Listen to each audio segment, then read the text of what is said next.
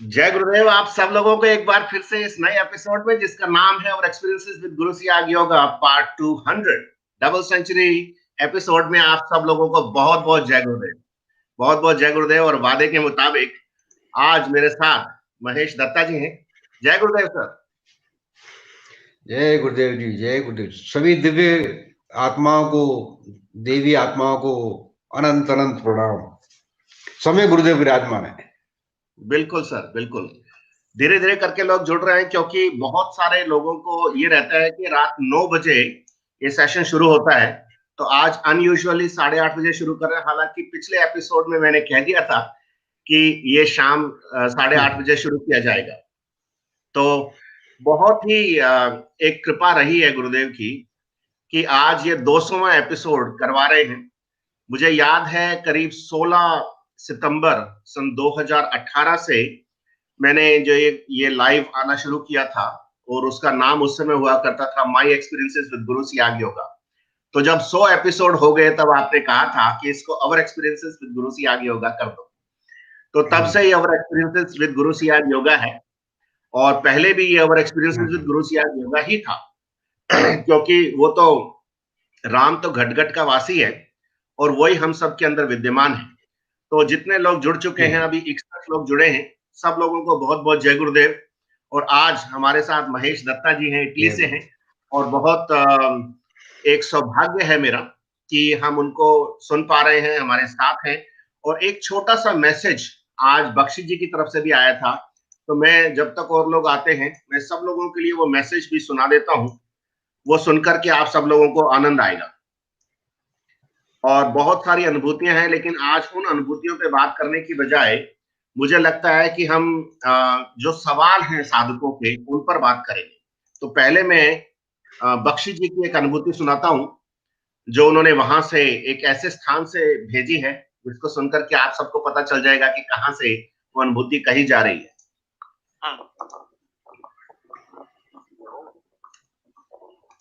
ओम समर्थ सदगुरुदेव चौधरी श्री रामलालाय नमः। ओम श्री गंगाई नाथाय नमः। हमारे प्रिय गुरुदेव कहते हैं, राधा के बिना श्याम आधा। ओम समर्थ सदगुरु माताय नमः। आज बड़े सौभाग्य की बात है कि हम यहाँ श्री राम बख्श जी के साथ उस स्थान पे खड़े हैं जहाँ 24 नवंबर 1926 को समर्थ सदगुरुदेव चौधरी श्री रामलाल जी सियाग का अवतरण हुआ था। परम सत्ता जो है वो अवतरित होती है, इसलिए अवतरण हुआ था। और बड़े सौभाग्य की बात है कि हम उस स्थान पे आज मेरे समर्थ सदगुरुदेव चौधरी श्री रामलाल जी सियाग के श्री चरणों के आयतु की कृपा से आज यहाँ पहुंच पाए हैं। आज 24 जनवरी 2021 रविवार, और समर्थ सदगुरुदेव के कृपा से हम यहाँ हैं।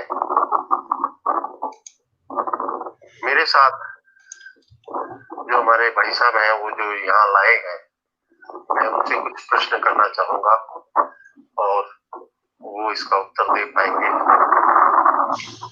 भाई साहब, आप हमें इस स्थान पे लाए हैं, तो ये स्थान बहुत महत्वपूर्ण है जहाँ पूज्य गुरुदेव का अवतरण हुआ। तो आप इस अवतरण को किस प्रकार से देखते हैं? मैं तो देखो साहब के अच्छी बात है कि यहाँ उन गुरुदेव का अवतरण हुआ है, अच्छी बात है। अब बड़े रहते थे कि भाई उनके डाणी थी, और डाणी के अंदर वो आए थे, और उनके माता जी को जब गर्भवती थी तब लेके आए, और इनके जन्म हुआ है। ये हमारे दादाजी और मेरे पिताजी आज 95 साल के, वो भी बताते हैं। ऐसा नॉलेज है जो बुजुर्गों ने आपको बताया है, उस हिसाब से ये वो स्थान है, और आप हमें इस स्थान पे लेके आए। मैं बहुत आभारी हूँ आपका और आपके परिवार का कि आपने हमें इतनी महत्वपूर्ण जानकारी आपने हमें दी, और आप हमें उस पवित्र स्थान पे लेके आए जहाँ के समर सदगुरुदेव चौधरी श्री रामलाल जी सियाग का अवतरण हुआ, और ऐसा स्थान जो कि परम पूजनीय है सब पूरी संपूर्ण मानव जाति के लिए, और आने वाले समय में ये स्थान बहुत ही अच्छे ढंग से, बहुत ही उच्च कोटि के भाव से ये संपूर्ण मानव जाति में पूजा जाएगा, और बहुत ही पूजा अर्चना इस स्थान पे हुआ करेगी, और ऐसा भव्य निर्माण यहाँ पर होगा कि पूरी मानव जाति जो है वो देखती रह जाएगी। इतना भव्य निर्माण क्यों कि हमारे समर सदगुरुदेव चौधरी श्री रामलाल जी सियाग जो है वो कल्कि अवतार है, और भगवान का अवतार, और उनका अवतरण की स्थान पे आप हमें लेके आए हैं। हम कृतज्ञ हैं आपके, हम बहुत बहुत धन्यवाद करते हैं आपका और आपके परिवार का कि आपने इतना महत्वपूर्ण स्थान के हमें दर्शन कराए हैं, और ऐसे महत्वपूर्ण स्थान पे आप हमें लेके आए हैं। बहुत बहुत हम खुश हैं, बहुत बहुत आभारी हैं, और हम बहुत ही प्रसन्न हैं, और आपसे ये आशा करते हैं कि यहाँ जो भी इस स्थान को देखना चाहेगा या यहाँ आना चाहेगा, आप हर एक के लिए अपनी सेवाएं उपलब्ध कराते रहेंगे। और हम ये इसी आशा के साथ आपको एक बात और पूछना चाहते हैं कि आप जो है वो कहाँ नौकरी करते थे? रामलाल जी से मैं IJN बीकानेर करता। अब वहां से सेवानिवृत्त हो चुके हैं क्या? 31 नवंबर को आप सेवानिवृत्त हुए। बहुत ही बढ़िया बात है, बहुत ही बढ़िया बात है कि अब आप जो है इस महत्वपूर्ण कार्य में अपनी सेवाएं जो है वो और भी अच्छे ढंग से दे पाएंगे, क्योंकि आप नौकरी से तो सेवानिवृत्त हो ही चुके हैं। तो अब संपूर्ण मानव जाति के लिए जो भी कहीं से भी हमारा गुरु भाई गुरु बहन यहाँ इस स्थान के दर्शन करने आएंगे, उसको आप अपनी सेवाएं जो है बहुत ही सुचारू रूप से दे पाएंगे। एक बार पुनः आपका और आपके परिवार का हार्दिक धन्यवाद देता हूँ, हार्दिक आभार प्रकट करता हूँ, और आपको और आपके परिवार को बहुत सारी गुरुदेव की तरफ से, गुरु माता की तरफ से बहुत सारी शुभकामनाएं देता हूँ। जय गुरुदेव, जय गुरु माता। तो ये वो ऑडियो अनुभूति थी जो बख्शी जी ने अपने बेटे के मार्फत आज भेजी। मुझे एक चीज की बहुत खुशी होती है कि गुरुदेव ने कहा अपने गुरुदेव के लिए कि भाई बोल तो वो रहा है, ये नाथ जी मेरे को जाते समय भूत चेप गए, अब मैं तो उसका माइक हूं भाई, अभी इसमें कोई रिटायरमेंट नहीं है। तो 2017 से जब से मुझे ये पता चला गुरु सियाग योग के बारे में, पंकज सर का मैं आभारी हूं कि अनायास ही मुझे ये जानने का मौका मिला, और तब से ये भूत मेरे सिर पर भी ऐसे चढ़ा हुआ है कि उतरने का नाम नहीं ले रहा। पहले सप्ताह में एक बार बोलते थे, अब 2 बार बोलते हैं, अब 2 बार से ज्यादा बोलते हैं। तो घर वालों की जो शिकायत है वो तो अलग है, वो तो बनी रहेगी और बनी रहनी चाहिए। लेकिन इस एपिसोड से या इस तरह के एक छोटे से प्रयास से ऐसे बहुत सारे गुरु भाई बहन जो बहुत लंबे समय से गुरुदेव से जुड़े थे, उनमें एक नई ऊर्जा आ गई फिर से। तो उस चीज के लिए मुझे बहुत खुशी होती है। दूसरा एक और चीज थी कि बहुत सारा विरोध भी हुआ मेरे इस काम को लेकर के, और बहुत सारे लोगों ने ये कहने की कोशिश की या ऐसा प्रोजेक्ट करने की कोशिश भी की कि यही गुरु बनने चला है। मतलब उसमें से कुछ पुराने साधक भी थे, लेकिन धीरे धीरे करके उनको भी ये बात समझ में आने लगी कि नहीं भाई, ये तो सिर्फ साधक ही है और गुरु तो गुरु ही होता है। तो मैं सबसे यही कहता हूं कि देखो, गुरु आपके अंदर विराजमान है, आपके और गुरु के बीच में कोई थर्ड पार्टी शामिल नहीं। जो गुरु के बारे में बता रहा है वो एक यंत्र भर है, उसका अपना कोई एनर्जी काम नहीं करती है उसके अंदर। तो कोई अगर कह दे कि भाई मेरी एनर्जी से ये हो रहा है वो हो रहा है, तो मुझे लगता है कि वो या तो गुरु की बात को, उसकी फिलोसफी को, उसकी कोर फिलोसफी को समझता नहीं है, या फिर वो कोई अपनी दुकान चलाने के मूड में है।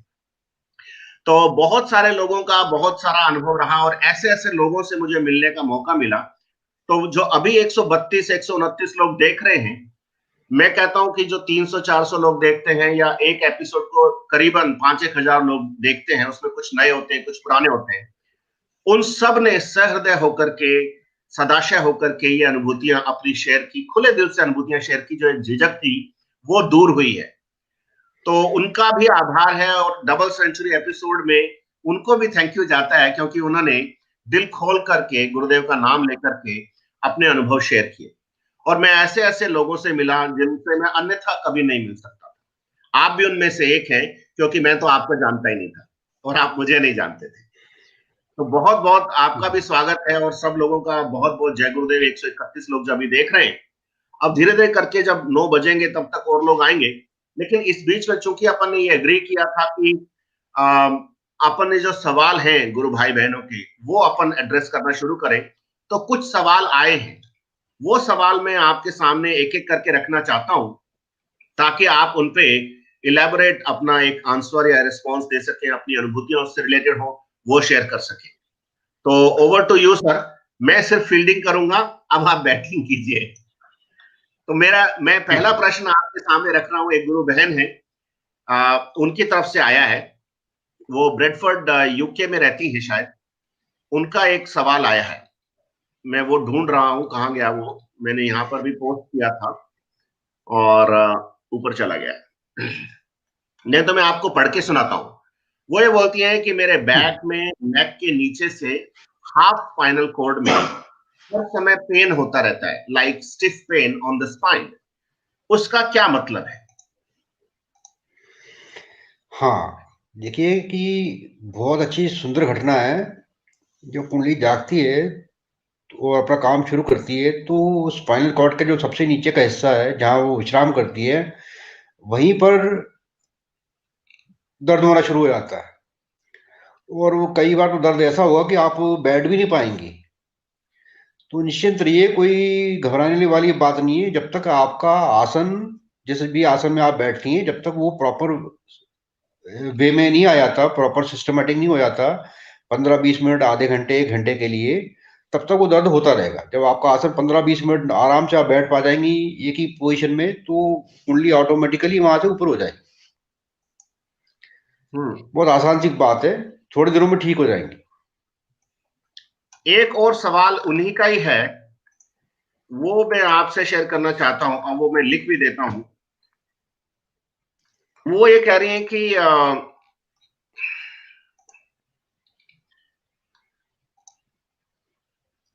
कि मेरे मस्तक के मिडिल टॉप के अंदर की ओर खिंचाव है।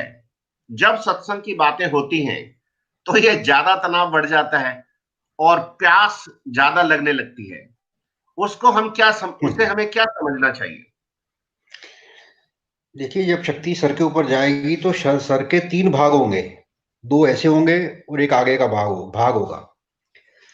तो शरीर में जो गुच्छा है नाड़ियों का उलझा हुआ है, मानसिक रोग जैसे हम लोगों को होते हैं, तो कुंडलिनी का काम, साधना का क्या है, परमात्मा तो हमने बचपन से पाया हुआ है, बचपन से हमें मिला हुआ है, लेकिन वो हमें प्रत्यक्ष क्यों नहीं हो रहा हमारे सामने?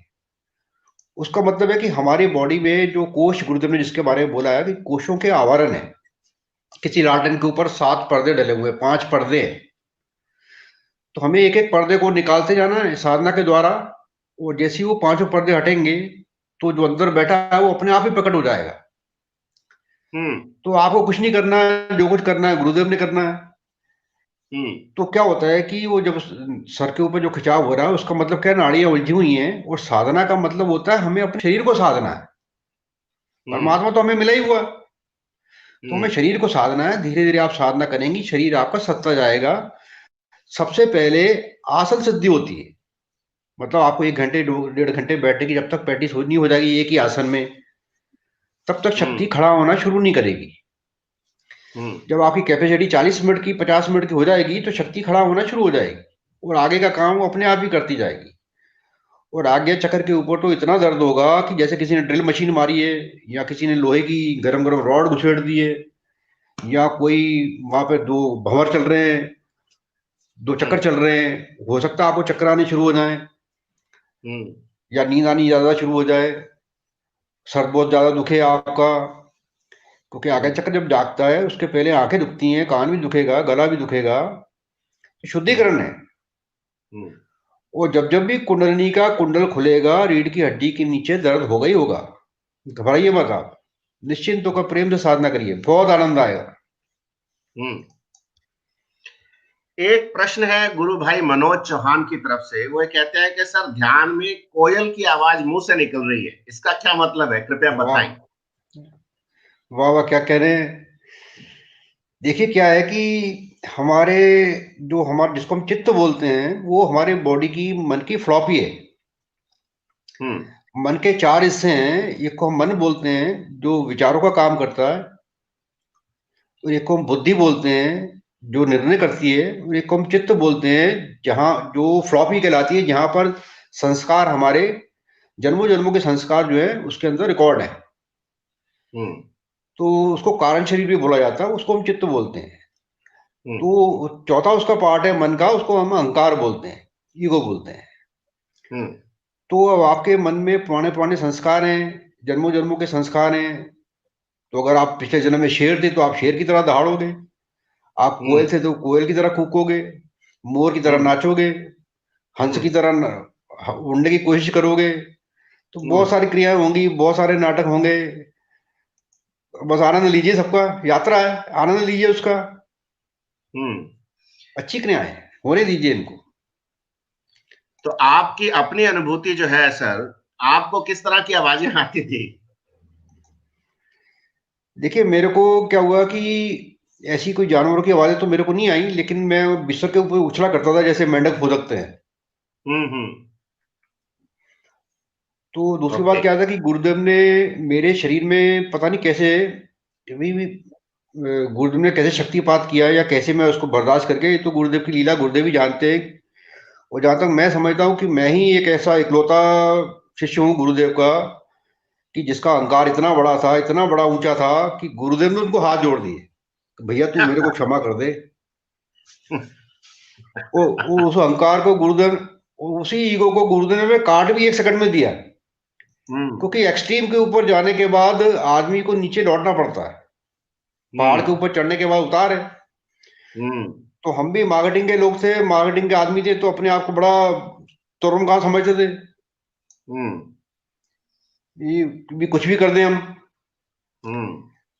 तो क्योंकि बेसिक बात क्या है, वाक कला में बड़े एक्सपर्ट होते हैं जो मार्केटिंग के लोग होते हैं, वो वैसी उनकी ट्रेनिंग होती है। तो हमारी भी ट्रेनिंग ऐसी थी बचपन से। तो अब गुरुदेव ने के सामने ईगो पूरा टॉप के ऊपर था, और उन्होंने हाथ जोड़े, तो उन्होंने हाथ जोड़ के समर्पण उसी वक्त करवा लिया।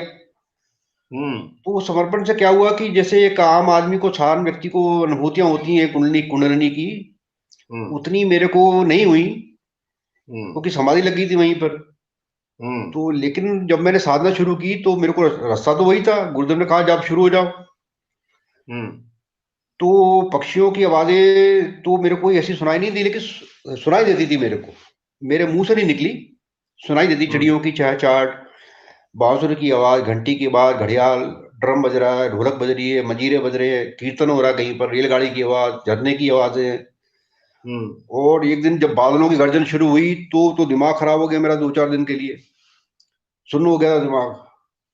वो घंटा जब बजा था एक बार जोर से टंका, तो बिल्कुल सुन्न हो गया दिमाग मेरा, मन मेरा। तो फिर एक बार ओम की टंकार बजी, फिर सुन्न हुआ दिमाग। तो चलता रहता है क्रिया ऐसा। ऐसे नाद बहुत सारे सुनाई देंगे आपको, हर लोग का एक नाद है। और जब भी किसी साधक को नाद सुनाई देना शुरू होता है तो उसके पहले क्या होता है कि शरीर खाली होता है। तो जिसको हम शून्य कहते हैं कि शरीर अब शून्य हो रहा है, तो खाली हो रहा है। तो जब खाली होता है तो उसके साधक के दोनों कानों में हजारों झिंगुरों की आवाज आनी शुरू हो जाती है, और 24 घंटे आती है। उसी के बीच में साधक को नाद सुनाई देता है। और हर साधक को चाहिए कि उस समय गुरु मंत्र का जप नहीं करना है, क्योंकि गुरु मंत्र तो सांसों में बस चुका है, वो तो आखिरी सांस तक चलेगा। तो वहां साधक को नाद को सुनना है, और कम से कम 4 और 5 मिनट अगर वो एक नाद को सुन लेता है तो वो इतना काफी है। वो नाद उसको 4-5 मिनट में ही अपलिफ्ट कर देता है किसी दूसरे लोक में, जैसे हम कहते हैं 14 भुवन है, ऐसे मान लीजिए, तो वो एक भुवन से दूसरे भुवन में पहुंचा देगा। दूसरे भुवन का अलग नाद है। ये हम जाते हैं किसी दूसरे देश में, तो वहां का राष्ट्रीय गाना अलग है, हर देश का झंडा अलग है, हर देश का राष्ट्रीय गाना अलग है, सीमा रेखा अलग है। तो ऐसे ही हर नाद की, हर लोक की सीमा रेखाएं हैं, हर तत्व की सीमा रेखाएं हैं, और वो नाद धीरे धीरे आपको एक से दूसरे, दूसरे से तीसरे, ऐसे ऊपर पहुंचाता जाता है। और हर नाद आपकी बॉडी में रूपांतरण करके जाता है। किसी में आपको वाक सिद्धि मिलती है, किसी में आपको शरीर की शक्ति मिलती है, किसी में प्राणवायु को शक्ति मिलती है, किसी में अग्नि तत्व को बल मिलता है, किसी में वायु तत्व को बल मिलता है, किसी की आंखों में शक्ति आ जाती है, किसी के कानों में स्पेशल शक्ति आती है। तो हर नाद का कोई विशेष महत्व है, और वो विशेष प्रक्रिया साधक को लेकर जाता है।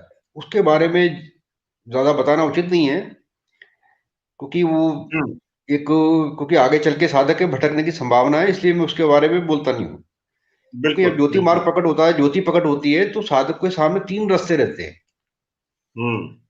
तो 3 रास्तों में से कहाँ जाना है, तो अच्छा, वहां उतने उस समय गुरुदेव भी हस्तक्षेप नहीं करते, वो साधक को सोचने देते, करने देते, कर बेटा कहाँ जाएगा। तो अच्छा है कि नहीं बोले उस विषय में। तो जब नाद सुनाई दे तो नाद सुने, 4-5 मिनट सुने, उसको ज्यादा नहीं सुने।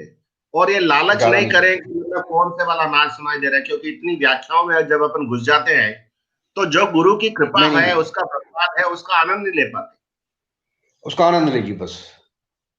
किसी का विश्लेषण करने की आवश्यकता नहीं है, डीप में जाने की आवश्यकता नहीं है, क्योंकि हमें आगे बढ़ना है। बहुत लंबा रास्ता है, अनंत की यात्रा है जी।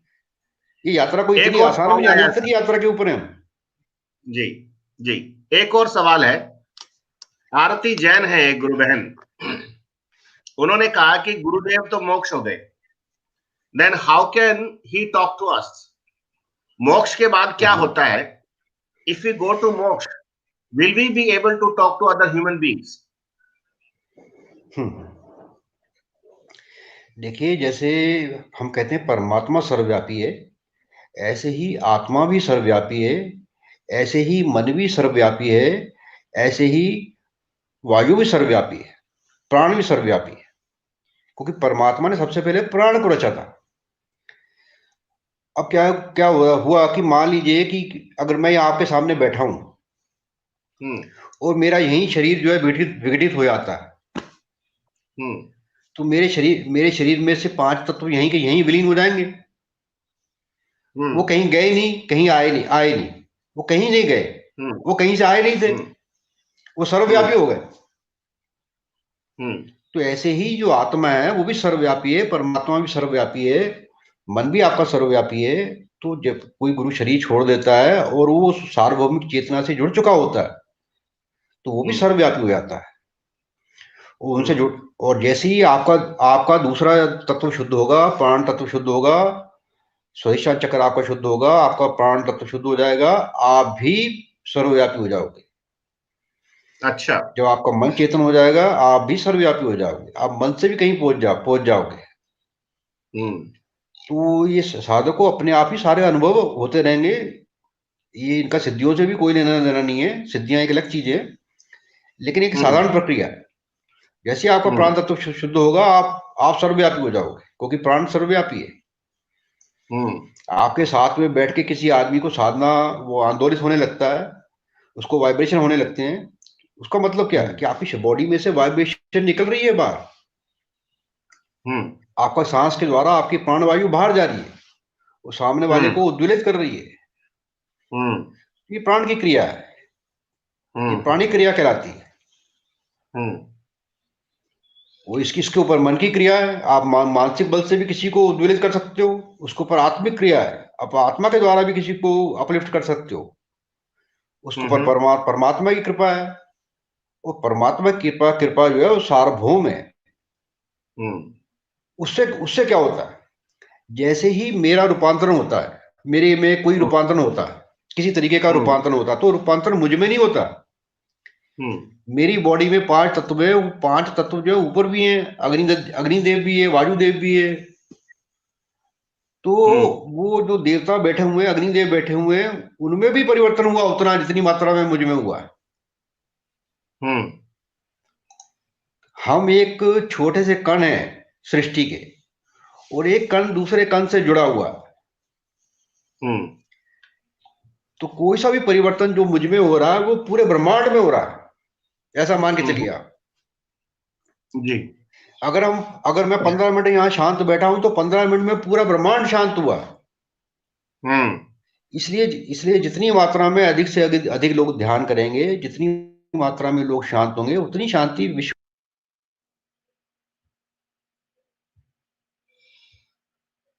मुझे लगता है थोड़ा नेटवर्क की प्रॉब्लम है, आपकी आवाज नहीं आ रही है सर। दत्ता जी, आप हमें सुन पा रहे हैं? थोड़ा नेटवर्क की प्रॉब्लम लग रही है। तो जो सवाल पूछा है, एक गुरु बहन ने और सवाल पूछा है, उनका भी जवाब आएगा। Welcome back sir. कहिए सर, दोबारा से कहिए, 2 मिनट नहीं सुन पाए हम आपको। हाँ, तो जैसे जैसे विश्व में साधक ध्यान में बैठा रहेगा, वो शांत होता रहेंगे, वैसे वैसे विश्व में शांति होती रहेगी, ब्रह्मांड में शांति होती रहेगी। इसी इसी इसी से सतयुग फैलेगा। यही सतयुग की निशानी है। और दूसरी बात क्या है कि जब साधक कोई भी साधना करने बैठता है और विश्व में शांति फैलती है, ब्रह्मांड में शांति फैलती है, तो रूपांतरण कैसे घटित होता है? तो जो व्यक्ति शांत होता है उसके साथ में अगर कोई अशांत, उसके साथ में कोई रजोगुनी वृत्ति का व्यक्ति बैठा है, जैसे जैसे आपकी वृत्ति सतोगुनी होती जाएगी और आप शांत होते जाएंगे। अगर आपके साथ में कोई रजोगुनी व्यक्ति बैठा है तो वो बैठे बैठे ही उद्वेलित होता जाएगा, बेचैन होता जाएगा। उसको आपके साथ बैठने में अच्छा नहीं लगेगा, ईर्ष्या पैदा होगी उसके अंदर, द्वेष पैदा होगा उसके अंदर। और वो उसको आपको अपने आत्मिक बल से ही झुकाना है। इसीलिए गुरुदेव ने कहा है कि हम आत्मिक बल के द्वारा विश्व को संचालित करेंगे, विश्व को झुकाएंगे जी, आत्म बल के द्वारा। आत्म बल के द्वारा। एक और बड़ा मासूम सा प्रश्न है एक गुरु बहन का, शायद वो ये पूछना चाहती है कि ये जो मुद्राएं और क्रियाएं होती हैं, इनसे क्या कर्म भी कटते हैं? हाँ, देखिए क्या है कि हर मुद्रा और हर क्रियाएं जो भी बॉडी में हो रही हैं वो शरीर का शोधन है। और जो शरीर का शोधन है वो हमारे लॉ ऑफ कर्मा जो हमारी बॉडी के हैं उसी का संस्कार कट रहे हैं ना वो। तो हर क्रिया हर मुद्रा का महत्व है। वो अगर मैं आपको उसका विश्लेषण करना शुरू करूंगा तो एक बहुत बड़ा विज्ञान है मुद्रा विज्ञान। लेकिन हमें लक्ष्य के ऊपर नजर रखनी है। हमारा लक्ष्य क्या है? जीवन बहुत छोटा सा है, वो इतना छोटा सा जीवन है कि हमें इस छोटे से जीवन में ही उस पूर्णता को पाना है, उस परम तत्व को पाना है, उस दिव्य रूपांतर में रूपांतरित होना है, उस मानव से महामानव बनना है जिसके बारे में गुरुदेव ने बात की है। तो वो रूपांतरण कितनी तेजी से आप में घटित होता है, कितनी तीव्रता से होता है, तो हमें लक्ष्य के ऊपर नजर रखनी है। अगर हम मुद्राओं के बारे में, चक्रों के बारे में उलझेंगे या कोशों के बारे में उलझेंगे तो इनके बारे में उलझने की आपको, या आसनों के बारे में कहीं आपको उलझने की आवश्यकता नहीं है। समय खराब नहीं करना हमें गुरुदेव से जुड़ना है, सार्वभौमिक सत्ता से जुड़ना है, तुरंत जुड़ना है। तो उसी को भी लक्ष्य रखना है। लक्ष्य ऊंचा होना चाहिए हमेशा। जी सर। ये बहुत नीचे की बातें हैं, मुद्राएं, क्रियाएं, आसन, नाद। क्योंकि क्या होगा कि शास्त्रों में ऐसा लिखा हुआ है, जाप मरे, जपा मरे और अनहद भी मर जाए, अब कुछ कहा ना जाए। तो जो हम जाप कर रहे हैं ये भी मर जाता है, अजपा भी मर जाता है, अनहद भी आगे चल के मर जाएगा, तो शून्य प्रकट हो जाएगा। और शून्य का भी एक संगीत है, क्योंकि ओम भी खत्म हो जाता है अंत में जाके। जब ओम की टंकार यहाँ बजती है तो साधक ओम खत्म हो जाता है वहां पर। फिर आगे की यात्रा, अनंत की यात्रा शुरू होती है वहां से। एक और प्रश्न है, कुमार अनिल एक गुरु भाई हैं, वो बोलते हैं मेरे हेड में लगातार सू सू की आवाज चलती है, मेरे कान तो खराब नहीं होंगे ना? राइट ईयर पर ज्यादा होता है, प्लीज बताएं। कहना भैया आपकी तो लॉटरी निकलने वाली है, क्यों घबरा रहे हैं आप? बहुत अच्छी घटना हो रही है। ये नाद सुनाई देने का मतलब है कि साधक जो है, परमात्मा साधक ने सार तत्व को पकड़ लिया है, ऊपर की सीढ़ी को पकड़ लिया है। नाद के सुनाई देने का मतलब है, ज्योति के पकड़ होने का मतलब है कि रास्ता प्रकाशित हो गया। तो बड़ी विलक्षण घटना है नाद सुनाई देना। तो एक और साधक का नाद प्रश्न के ये है कि जब नाद सुनाई देता है तो ध्यान के समय हम नाद सुने या मंत्र जपें? तो मैंने बताया ना कि मंत्र तो जपना ही नहीं है उस समय, मंत्र तो सांसों में बस चुका है, मंत्र तो कभी बंद नहीं होगा, उस समय नाद को ही सुनना है। और कम से कम 4-5 मिनट नाद को सुनिए, नाद बदल जाएगा, उच्च लोकों में जाएगा, उच्च कोटि में ले जाएगा आपको, उच्च आयाम में ले जाएगा आपको। एक और मासूम सा प्रश्न आया सर, संदीप पुनिया गुरु भाई हैं और वो काफी लंबे समय से मुझसे जुड़े हुए भी हैं, कभी कभी बहुत मतलब ह्यूमरस चीजें भी भेजते रहते हैं, शायद ये वही वाले गुरु भाई हैं। ये बोल रहे हैं कि सर पूर्ण समर्पण कैसे करें, पूर्ण समर्पण कैसे करें? थोड़ी आवाज नहीं आई मेरे को, बड़ा डिस्टर्बेंस आ रहा था। हाँ, मैं अब दोबारा बोल रहा हूं कि वो गुरु भाई कहते हैं कि पूर्ण समर्पण कैसे करें। नहीं, अभी भी नहीं सुनाई दिया, डिस्टर्बेंस आ रहा है। मैंने स्क्रीन पे आपके स्पीकर से मैंने स्क्रीन पे प्रश्न लिखा है, आप एक बार देखें कि पूर्ण समर्पण कैसे करें। देखिए, आपको कुछ नहीं करना, जो करना गुरुदेव ने करना, वही करवा लेंगे, डंडे मार मार के करा लेंगे। सिद्ध योग में अंदर घुसने का रास्ता है, बाहर जाने का रास्ता नहीं है।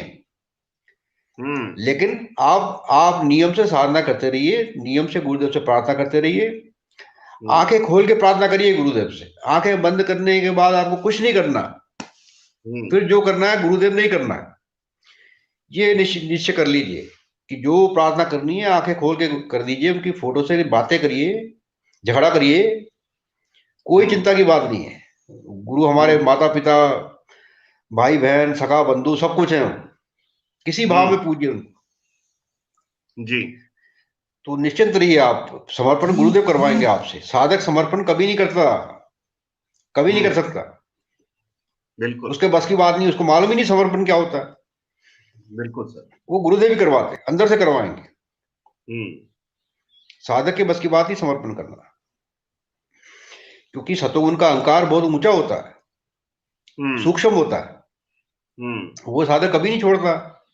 और गुरुदेव उसको इतना इतना बारीक, इतना सूक्ष्म कर देते हैं कि खाली अस्मिता को छोड़ के बाकी सब नष्ट कर देते हैं अपने आप ही। खाली अस्मिता रह जाती है कि जब आप वापिस आओगे तो पहचान जाओ अपने आप को कि आप कौन हो, कहां पर हो। एक ऑपरेशनल सा प्रश्न आया सर, भारत झाला है गुरु भाई, वो कहते हैं कि गुरुदेव आवाज में डिस्टर्बेंस है। अभी आप सुन पा रहे हैं मुझे? अभी भी वैसी है। हाँ, चूंकि मैंने ईयरफोन नहीं लगा रखा है तो इस वजह से है। मैं एक बार कोशिश करता हूँ ईयरफोन लगाने की, बट वो सवाल मैंने स्क्रीन पे रखा है, आप एक बार पढ़े उसको, कि गुरुदेव की आवाज में मंत्र सुनाने के बाद अनपढ़ एवं वृद्ध लोगों को अपनी आवाज में मंत्र का सही उच्चारण करवाया जा सकता है क्या? देखिए क्या है कि इसका प्रश्न का उत्तर बड़ा थोड़ा क्रिटिकल है। जो साधक ये समझता है कि मैं गुरुदेव से जुड़ गया हूं, जिस साधक को लगता है कि मेरे ऐसा उसके अंदर भाव पैदा हो जाए कि हाँ मैं परम तत्व से जुड़ गया हूं, मैं गुरुदेव से जुड़ गया हूं, वो तो बोल के बता सकता है, कोई अर्ज नहीं है। लेकिन अगर उसको अपने ऊपर ही विश्वास नहीं है कि मैं गुरुदेव से जुड़ा हूं कि नहीं जुड़ा हूं, तो भैया मत बताओ, फिर गुरुदेव की कैसेट सुनाओ, उनको सीडी सुनाओ।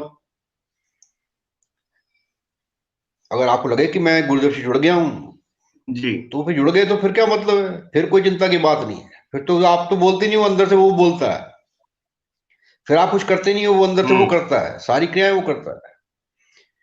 तो ये एक यही निष्ठा है, इसी को निष्ठा बोला जाता है।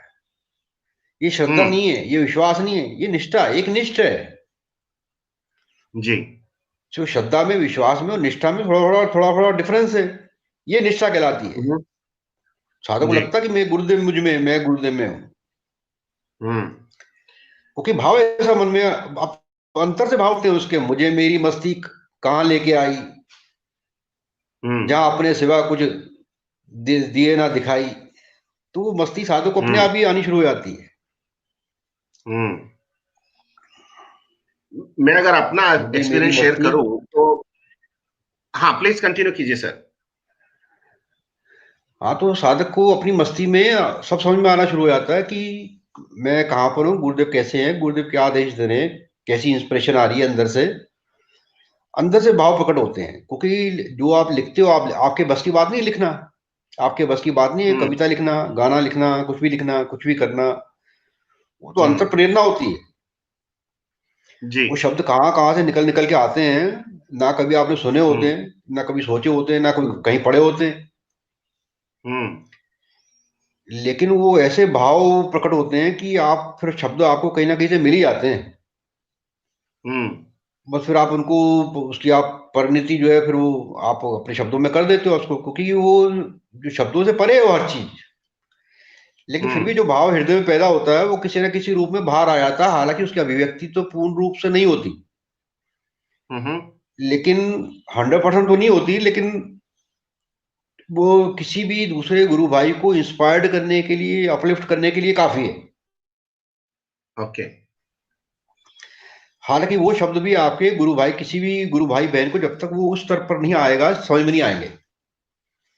जैसे अगर मैंने कोई पोस्ट लिखी है तो जब साधक उसी कोश में पहुंचेगा जिस कोश की वो पोस्ट होगी तभी समझ में आएगा। जैसे एक पीएचडी करने वाला, पीएचडी करने वाले की जो डॉक्टर होगा या फिलोसफर होगा, उसकी बातें 5वीं क्लास के बच्चे को समझ में नहीं आएंगी जब तक वो खुद फिलोसफी ना करे। तो साधना के क्षेत्र में भी ऐसा ही है, आप कुछ भी लिख दीजिए, या गुरुदेव के जितने भी गुरुदेव ने प्रवचन किए हैं उनकी कैसेट है, वीडियो ऑडियो है गुरुदेव की, उनको आप बार बार सुनिए, हर बार आपको नई बात समझ में आएगी।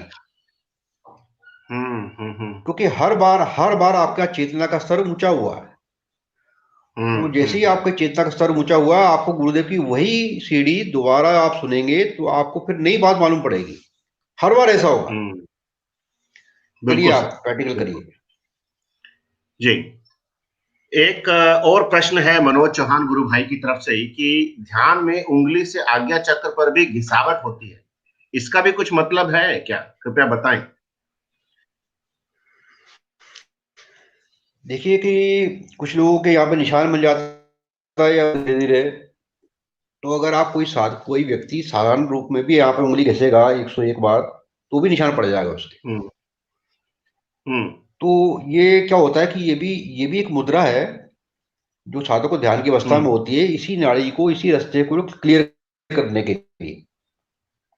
क्योंकि सारा का सारा खेल जो है इसी नाड़ी का, यहाँ से यहाँ तक है। ये जो नाक की जगह है, यहाँ पर जब शक्ति यहाँ पहुंचेगी तो यहाँ इतनी दिव्य खुशबुएं हैं कि वैसी एक भी खुशबू इस धरती के ऊपर नहीं है। और इससे थोड़ा सा ऊपर जो नाक के बीच में संधि स्थल है, यहाँ पर मन की अवस्था है, जिसके ऊपर आगे चक्कर है। तो ये तीनों का जो रास्ता है, इनको एक लय में करने के लिए साधक को ऐसी क्रियाएं होती रहती हैं। ये भी मुद्राएं कहलाती हैं। चलने दीजिए, होने दीजिए, बिल्कुल निश्चित रहिए आप। अच्छी घटना है। एक गुरु बहन है नेहा तिवारी, वो कहती है कि मेरे पापा को ध्यान के समय खांसी बहुत आती है और ध्यान स्थिर नहीं रहता। हाँ, कोई बात नहीं। देखिए, शक्ति जहां काम कर रही है उसको मालूम है कि कौन सी चीज मेरे को बाहर निकालनी है। जैसे कोई व्यक्ति ज्यादा खाना खा लेगा तो उसको उल्टी होगी, या तो उसको उल्टी हुई या उसको डिसेंट्री हुई। तो दो तरीके से वो खाना उसका ज्यादा खाया हुआ बाहर निकलेगा। तो हमारे शरीर में कोई भी रोग रहता है, वो रोग कैसे निकलेगा, ये शक्ति को मालूम है। कभी आपको बुखार चढ़ जाएगा, कभी आपको ठंड लगेगी, कभी आपको गर्मी लगेगी। तो जब शक्ति जिस चक्र के ऊपर काम करेगी उस चक्र के अनुसार क्रिया होगी आपको। तो जब हीट बढ़ेगी तो शक्ति मतलब मणिपूरक के ऊपर है, थर्ड चक्र के ऊपर है, तो अग्नि तत्व है वो। जब ठंड लगे तो जल तत्व के ऊपर है वो। जब घुटने पे हाथ पैर दुखने लगे तो वायु तत्व, पृथ्वी तत्व के ऊपर है वो। जब शरीर दुखने लगे तो गर्दन दुखने लगे तो वो विशुद्ध चक्र के ऊपर है, सर दुखने लगे तो वो शक्ति कहाँ काम कर रही है, आगे चक्र के ऊपर काम कर रही है, सर के ऊपर दुखने लगे तो शक्ति सहस्त्रार में काम कर रही है। तो सब साधक को अपने आप ही सारी अनुभूतियां अपने अनुभवों से मालूम होता रहता है कि कहाँ पर क्या हो रहा है, शक्ति कहाँ काम कर रही है, कहाँ वायु चोट मार रहा है, कहाँ प्राण तत्व चोट मार रहा है, कुंडली कहाँ पर है। प्राण तत्व जो है हमेशा कुंडलनी से 2 कदम आगे चलता है, 2 चक्र आगे चलता है। अगर कुंडलनी कुंडलनी उसकी मणिपुर चक्र के ऊपर है, पीठ के पीछे उसको महसूस हो रही है, तो प्राण उस समय गले के पास टक्कर मारेगा, वो आगे का रास्ता साफ कर रहा है उसका। गुरुदेव ने कहा ना कि मूल बंद लगेगा तो प्राण 5 प्राण है, ये पांचों प्राण जब सम हो जाते हैं, इसी को समभाव बोलते हैं। यही कुंडली की यात्रा की पूर्णता हो जाती है, पांचों प्राणों को एक करना। तो एक कुआं यहाँ पर है, उस कुएं में पानी है, 5-15 फुट के बाद 20 फुट के बाद समुद्र है, तो कुंडलनी एक नहर बना देगी नीचे ही नीचे उस कुएं से उस समुद्र के बीच में। भाई ये घटना है 3.5 फुट के शरीर में इतना घटना है, 3.5 शरीर का हमारा फुट, 3.5 शरीर का फुट का हमारा शरीर है, वो इतना काम कुंडली करती है। तो कुएं का पानी और समुद्र का पानी मिल जाएगा आपस में, ठीक हो जाएगी खांसी कुछ दिनों में, उनकी अपने आप ठीक हो जाएगी, वो कभी नहीं होगी फिर। एक गुरु भाई संजीव शर्मा वो बोलते हैं कि ध्यान में ओम का उच्चारण और भ्रमरी प्राणायाम होता रहता है, वो कान में बांसुरी की आवाज आती है। वाह वाह, बहुत अच्छी बात है, आपकी बहुत आवाज आपकी मधुर हो जाएगी, जो नाक की बीमारियां, आपको गले की बीमारियां हैं, सब दूर हो जाएंगी आपकी। ओम का उच्चारण जो है ओम का उच्चारण जो है आपको उच्चतर आयाम में लेके जाएगा, क्योंकि ओम का निकलना मुंह से भी बहुत अच्छी घटना है, और ओम को सुनाई देना भी बड़ी विलक्षण घटना है। और उच्चारण से ही आपको, जब आप उच्चारण करोगे तभी अंदर से जब आप ओम प्रकट होगा, तभी आपको उसका वास्तविक भाव समझ में आएगा। क्योंकि ओम जो है वो 3 रूपों में 4 रूपों में सुनाई देता है। तो पहला तो अ की मात्रा है, दूसरी ऊ की मात्रा है, तीसरी म की मात्रा है, और उसके बाद टंकार है। तो जैसी साधक की इच्छा है, जैसी कुंडलिनी उसके ऊपर कृपा करेगी, जैसी गुरुदेव की कृपा बरसेगी, वैसे वैसे साधक को आगे लेके जाएगी। वो अच्छी घटना है, और बहुत भाग्यवान हो आप, उच्च घटना है। बांसुरी से तो आपकी आवाज ही मधुर हो जाएगी, सुरीले हो जाओगे आप। एक गुरु भाई है भेषराज न्यूपाने, वो बोलते हैं कि मैं 2019 से गुरुदेव से जुड़ा हूं, सुबह शाम ध्यान करता हूं, मुझे टाइग्रेमिनल न्यूरोलॉजी अनुहार दुख मतलब कोई बीमारी है, तो ठीक होने के लिए संपूर्ण गुरु भाई बहन गुरुदेव से प्रार्थना करें। ये तो उन्होंने रिक्वेस्ट किया सबके लिए। तो जो रोग ठीक होते हैं उनके बारे में आप बताएं सर।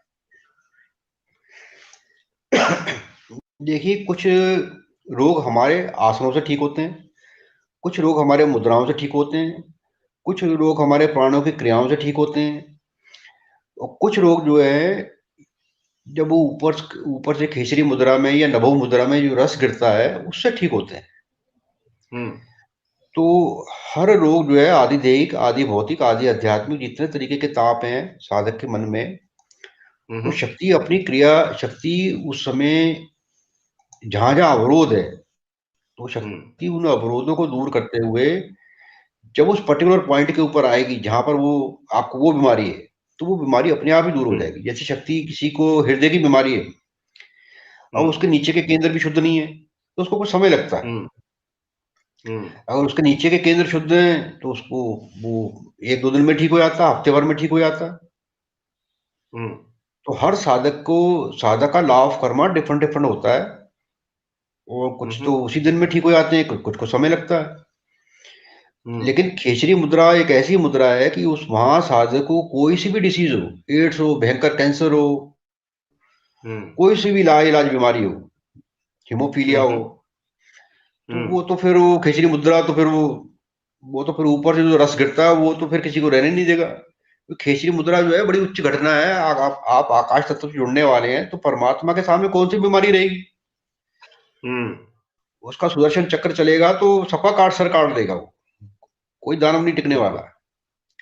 तो ये सारी बीमारियां हमारी बॉडी में राक्षस हैं। देव और दानव का संघर्ष अनादिकाल से चला आ रहा है। आपको देवता को पावर देते आना है, देवता को बड़ा ऊंचा करते आना है, देवता को शक्ति देना है। तो पुराने समय में कहते थे, जो हवन करते थे तो देवताओं को अंश पहुंचता था। तो देवता सारे हमारे अंदर ही बैठे हुए हैं, और हम जो नाम जप करते हैं, तो वो नाम जप प्राण के साथ में हमारे बॉडी में हवन होता है उसका, हमारे पेट में, मणिपुर चक्र में। तो सारे देवताओं को अपना उसका अंश बराबर मिलता जाता है। तो कोई सी भी बीमारी है शरीर में, आपको मंत्र जाप अधिक से अधिक करना है, धीरे धीरे वो देवता पुष्ट हो जाएगा, शक्तिशाली हो जाएगा, तो राक्षस को मार देगा अपने आप, सारी बीमारियां गायब हो जाएंगी। जी। एक गुरु भाई हैं पंकज राय, आपसे भी बात हुई उनकी पहले, तो वो बोल रहे हैं कि सर कुछ साधकों में इस यात्रा में कवि भाग जाग जाता है, कवि भाव, इसका आशय क्या आशय हो सकता है?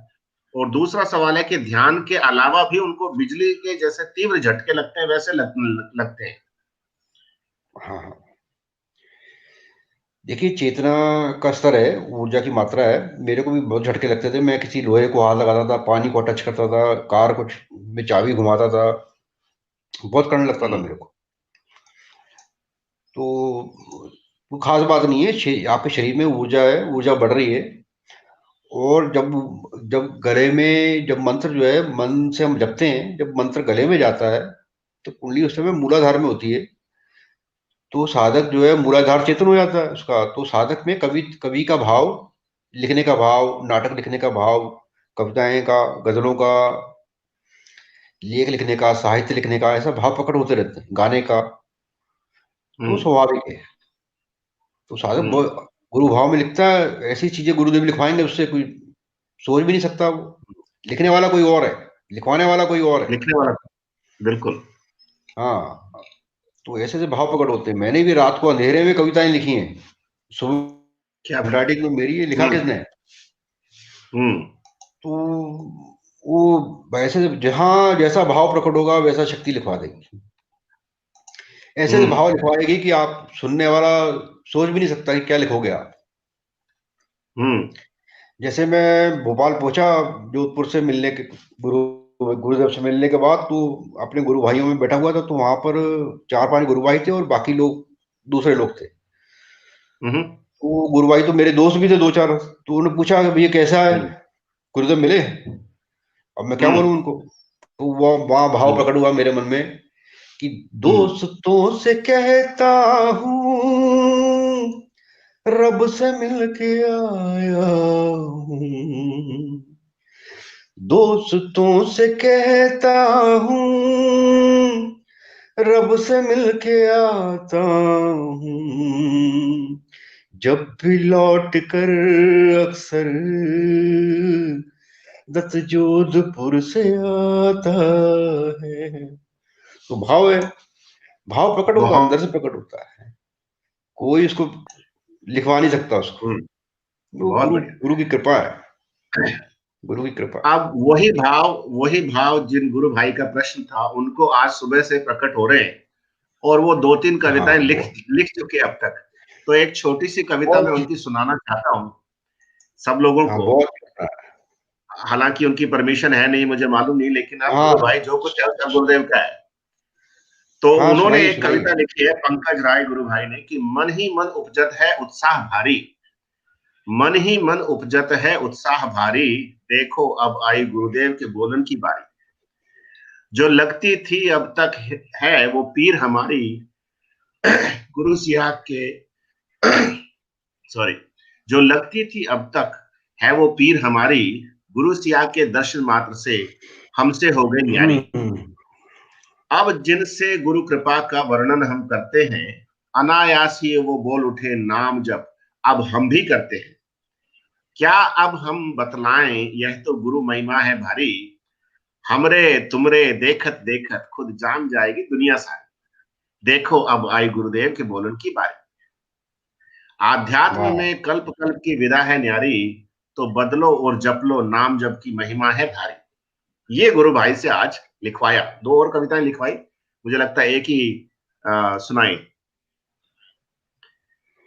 और ये चीज तो डेफिनेटली मुझे भी रही है, क्योंकि वो कभी भी मुझे कोई गजल, कोई दोहे लिखवा देते हैं, और कुछ तो मैंने शेयर किए हैं, एक लगे हाथ में वो भी शेयर कर देता हूं कि वो मेरी उलझनों की डोरियों को खोल देता है, वो मेरी उलझनों की डोरियों को खोल देता है, बहुत सादा से लहजे में वो बातें बोल देता है, वो मेरी उलझनों की डोरियों को खोल देता है, बहुत सादा से लहजे में वो बातें बोल देता है। वो कहता है कि तेरे जिस्म में ही राम बैठा है, वो कहता है कि तेरे जिस्म में ही राम बैठा है, उसी को खोज ले बाहर क्यों नाहक दाम देता है। जिसे देखा नहीं, जाना नहीं, महसूस ना किया, जिसे देखा नहीं, जाना नहीं, महसूस ना किया, अपने आडंबरों को हर कोई एक नाम देता है। धवल से वस्त्र में चश्मा लगाए ये जो बैठा है, मैं गुरुदेव की बात कर रहा हूं, धवल से वस्त्र में चश्मा लगाए ये जो बैठा है, गुरु गंगाई की कृपा से वो एक जाम देता है। मांग दतूरा नानका वाली बात है सर। गुरु का नाम जप और ध्यान ऐसी दो विधाएं हैं, गुरु का नाम जप और ध्यान ऐसी दो विधाएं हैं, धर्म सच में कहूं तो वो ही बस आराम देता है। तो जो 328 लोग देख रहे हैं, उन सबको ये कविता समर्पित है, और मेरे गुरु के चरणों में ये कविता समर्पित है। सब लोगों को बहुत बहुत जय गुरुदेव, बहुत जय गुरुदेव। आनंद की वर्षा हो रही है सर, और ऐसे सवाल हैं, ऐसी चीजें हैं। आप सुन पा रहे हैं ना आवाज मुझे? फिर थोड़ी डिस्टर्ब हो रही, ऑडियो डिस्टर्ब हो रहा थोड़ा। अभी ठीक है? हाँ ठीक है। ओके, तो मैं कह रहा हूं जो आनंद की वर्षा हो रही है, फिर ठीक है, डिस्टर्ब हुआ, फिर डिस्टर्ब हुआ। ओके, तो मैं इसको बंद करके स्पीकर फोन पे आ जाता हूं, क्योंकि मुझे लगता है इको करती है आवाज। अभी ठीक है? नहीं अभी भी नहीं है। ओके, तो मैं सवाल रख रहा हूं, बस आप स्क्रीन पे देखते रहिए और सवाल है आपके सामने। खेचरी मुद्रा सिद्ध करने के बाद क्या होता है? देखिए, आपको इन चक्रों में पढ़ना नहीं है कि क्या सिद्ध हो रहा है क्या नहीं हो रहा। हम किसको सिद्ध करने बैठे हैं? हमें अपने आप को सिद्ध करना है, हमने अपने आप को सिद्ध करना है। हमें हमें क्या हो रहा है? तो जो भी अनुभूतियां होंगी सारी आपको अपने आप होंगी। अंदर से ही आपका अंतर बोलेगा कि मैं सिद्ध हो गया हूं, खेचरी मुद्रा सिद्ध हो गई है। खेचरी का मतलब होता है, खेचरी मुद्रा एक निरंतर प्रक्रिया है आकाश शरीर से बाहर निकलने की। खेचरी का मतलब है, खे का मतलब होता है आकाश, और चर का मतलब होता है पक्षी, विचरने वाला, चराचर जगत जिसको हम बोलते हैं। तो खेचरी का मतलब है कि आकाश में विचरण करने वाला। तो जब भी आप नॉर्मल अवस्था में आएंगे और जब भी वापस आप साधना के में जाएंगे, तो खेचरी तो वापस लगेगी आपको शरीर से बाहर निकलने के लिए, उस अवस्था में जाने के लिए। तो एक नॉर्मल प्रक्रिया है उसको, उसका सिद्ध होना, जब आप आगे चक्कर का भेदन आपका हो जाएगा, तो वो यहाँ विशुद्ध चक्कर का भेदन हो जाएगा, तो रोज ही आपको खेचरी मुद्रा लगा करेगी। क्योंकि बिना खेचरी मुद्रा के तो आप उस अवस्था तक जाएंगे नहीं, रोज साधना में जाना ही पड़ेगा आपको। तो एक उसमें ऐसा सिद्धि वाला कोई ऐसा हिसाब नहीं है कि खेचरी सिद्ध होगी, खेचरी में ही आपको निकलना पड़ेगा हमेशा। वो कल आप जब शरीर छोड़ेंगे और आपको लगे कि मेरे को शरीर अपनी मर्जी से छोड़ना है, या गुरुदेव कोई आपको ऐसा संकल्प दे दे, तो भी आपको खेचरी के द्वारा ही वहां तक पहुंचना पड़ेगा, उस अवस्था तक पहुंचना पड़ेगा स्वयं समाधिस्थ होने के लिए, शरीर छोड़ने के लिए। ऐसा आप कर सकते हो, आप अगर करना चाहो तो कर सकते हो आप ऐसा। आप मर्जी से, अपनी मर्जी से शरीर छोड़ सकते हो आप, क्योंकि प्राण सारे आपके वश में हो जाते हैं उससे, पांचों प्राण एक हो जाते हैं। ये उदान वायु को ऊपर लेकर जाती है, उदान वायु ही सारे चीजों को, सारे कामों को सिद्ध करता है। एक और प्रश्न है सर। हाँ जी। एक गुरु भाई है विजय शर्मा मुरादाबाद से, वो कहते हैं कि रात में कभी कभी ऐसा प्रतीत होता है जैसे श्वास नाभि से चल रही है, घूर्ण भी होता है नाभि में, ये वहम है या कोई क्रिया है? हाँ, ये भी क्रिया है, बहुत जबरदस्त क्रिया है, क्योंकि यहीं से परावाणी उदय होती है। अभी मैंने क्या बोला कि मंत्र जो है मन से गले में जाएगा, गले से छाती में जाएगा, जब गले में जाता है मंत्र तो मन में भाव प्रकट होने शुरू हो जाते हैं, जिसको हम कविताएं में लिखेंगे या लेख लिखेंगे या कुछ शास्त्र लिखेंगे। और जब जब वही मंत्र छाती में जाता है तो उसको हम पश्यंती वाणी बोलते हैं। पश्यंती वाणी में दृश्य होता है, तब आप किसी चीज का विश्लेषण नहीं कर सकते, फिर आप किसी की कोई एक्यूरेसी नहीं नाप सकते, लेकिन आपको दृश्य चल रहा है, जैसे टीवी चल रहा है, आपके सामने दृश्य चल रहे हैं। रोज साधना में ऐसा होगा, जहां जहां जितना समय आप चाहो उतना समय आप उसमें विचरण करते रहो। वो जब वही मंत्र धीरे धीरे नाभि में जाएगा तो नाभि में स्पंदन शुरू हो जाता है, तभी आप परम तत्व से जुड़ोगे। आप उसी को पैरासाइकोलॉजी बोलते हैं, पराविज्ञान बोलते हैं। तो मंत्र का नाभि में पहुंचना बहुत आवश्यक है। उसके बाद वो वही मंत्र जो है कुंडलिनी कुंडलिनी में पहुंच जाता है। बस यात्रा पूरी हो जाती है, सर्कल कंप्लीट हो जाता है। स्वाभाविक क्रिया, वो अच्छी क्रिया है, वो ऊंची उच्च कोटि घटना हो रही है, स्पंदन हो रहा है वहां पर। ब्रह्मा जी की नाड़ी से, ब्रह्मा जी विष्णु की नाभि से पैदा हुए हैं, वो एक प्रतीक रूप है। ऐसा ही होगा आपके साथ भी। एक गुरु भाई बोल रहे हैं मेरे को 14 साल हो गए जुड़े हुए और ध्यान नहीं लगता है, तो उनको आप क्या कहेंगे गुरु भाई?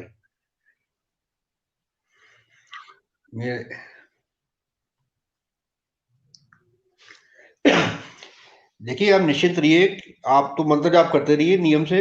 गुरुदेव ने कब कहाँ किसको कैसे जोड़ना है ये उनकी लीला है, क्योंकि करता धरता वही है। और वो गुरुदेव के काम में मैं तो हस्तक्षेप नहीं कर सकता, ना मैं आपको इसके बारे में कुछ बता सकता हूँ कि आप बोलोगे भैया कि मेरी सिफारिश कर दो, तो ऐसी सिफारिश भी नहीं हो सकती। हाँ, ये हो सकता है कि आप गुरु भाई बहनों के संग में बैठ के ध्यान किया करें ध्यान, तो आपको काफी अनुभव होंगे। अकेले में अगर आपका ध्यान नहीं लगता तो आप गुरु भाई को संग बैठ में करिए। जितने बड़े ग्रुप में साथ में बैठ के करेंगे उतनी तेजी से वाइब्रेशन आपको पकड़ लेगी, जकड़ लेगी, क्योंकि आप दूसरों के ऑरा मंडल में आ जाएंगे। वो अच्छी घटना है, ऐसा हो सकता है। तो यही आप प्रयास, बाहरी प्रयास आप यही कर सकते हो बस। दत्ता जी, ऐसा जो ग्रुप मेडिटेशन का कुछ लोगों का एक्सपीरियंस अच्छा नहीं रहा है। वो धर्मेंद्र जी, आज आपकी आवाज मेरे को नहीं सुनाई दे रही, बिल्कुल ही अस्पष्ट है। अभी बिल्कुल सुन पा रहे हैं या नहीं सुन पा रहे हैं? नहीं, बहुत बहुत वाइब्रेट करके आ रही है, तो मेरे को अक्षर समझ में नहीं आते, शब्द ही समझ में नहीं आ रहे। ओके, लिखा हुआ समझ में आ रहा है। चलिए, तो लिखे हुए पे बात करते हैं कि साधक को नाम तक लगातार क्यों नहीं कर पाते साधक लोग? देखिए, साधकों में एक भ्रांति है, वो सोचते हैं कि नाम हमें इंटेंशन से जपना है। ऐसा गुरुदेव ने कभी नहीं कहा। गुरुदेव ने कहा है कि तेल की धार की तरह 2-4 दिन जप लो, फिर अजपा शुरू हो जाएगा। अजपा का मतलब होता है मंत्र का सांसों में बस जाना, जिसको हम सांसों की माला बोलते हैं।